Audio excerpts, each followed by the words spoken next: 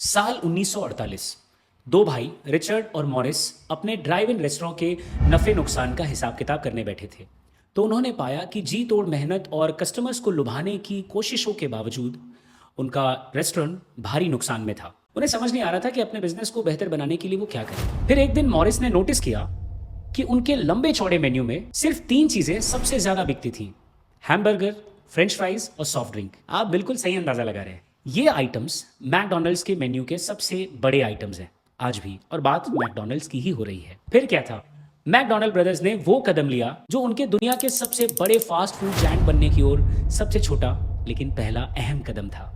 उन्होंने अपने मेन्यू को छोटा कर दिया और हर वो चीज निकाल दी जो उन्हें नुकसान दे रही थी। वैसे मैकडॉनल्ड्स की जर्नी पर अगर और बात करने जाएंगे तो ये वीडियो बहुत लंबी हो जाएगी, लेकिन ये कहानी इंटरेस्टिंग जरूर है। और अगर आप चाहते हैं कि हम एक डिटेल वीडियो बनाएं मैकडॉनल्ड्स की जर्नी पर, तो कमेंट करके जरूर बताइए। इटालियन इकोनॉमिस्ट विल्फ्रेडो परेटो, जिन्होंने दुनिया को वो प्रिंसिपल दिया जिसने दुनिया बदल कर रख दी, बल्कि आज भी वो आपकी जिंदगी बदलने की ताकत रखता है। 80-20 प्रिंसिपल, आपके डाले गए कुल एफर्ट्स का सिर्फ 20% ही इतना काफी और इतना काबिल होता है कि आपको मिलने वाले पूरे रिजल्ट का 80% हिस्सा आप तक पहुंचा दे। अब आप सोचेंगे कि इतना बड़ा रिजल्ट पाने के लिए सिर्फ इतनी ही मेहनत करनी पड़ती है क्या? तो ये सच है। जैसे मैकडॉनल्ड्स के लंबे चौड़े मेन्यू में से सिर्फ 3 चीजें थी जो उनकी आमदनी में कुल 87% यानी 87% कंट्रीब्यूट करती थी, जबकि बाकी की बची हुई 20 चीजें, 10, 12, 15 चीजें उनकी कुल रेवेन्यू में सिर्फ 13% का कंट्रीब्यूशन देती थी।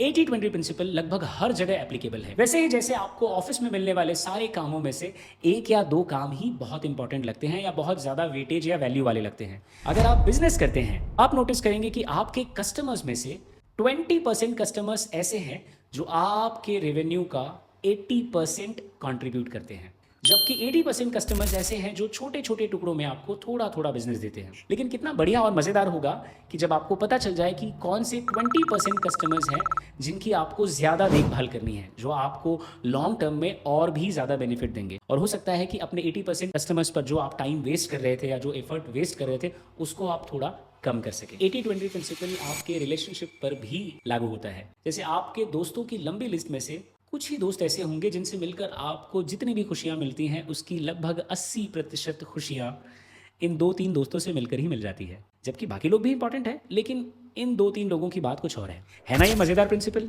तो बिना देर किए एक पेन पेपर उठाइए और लिख डालिए वो सारी चीज़ें जो आप दिन भर में या महीने भर में या साल भर में करते हैं, और उसके दूसरे हिस्से पर लिखिए वो रिजल्ट जो आपको मिलता है। और ज़रा चेक कीजिए कि कौन से वो 20% एक्शंस हैं जो आपके रिजल्ट्स में 80% जैसा ह्यूज कंट्रीब्यूशन देते हैं। आप चाहे स्टूडेंट हैं, बिजनेसमैन हैं, स्पोर्ट्स पर्सन हैं, एंटरप्रेन्योर हैं, आप जो करते हैं उन सारी चीज़ों पर ये फॉर्मूला एप्लीकेबल है। तो जल्दी से कमेंट करके बताइए कि आप कितना रिलेट कर पा रहे हैं इससे। आप देख रहे थे द स्लो गाय का ये छोटा सा वीडियो।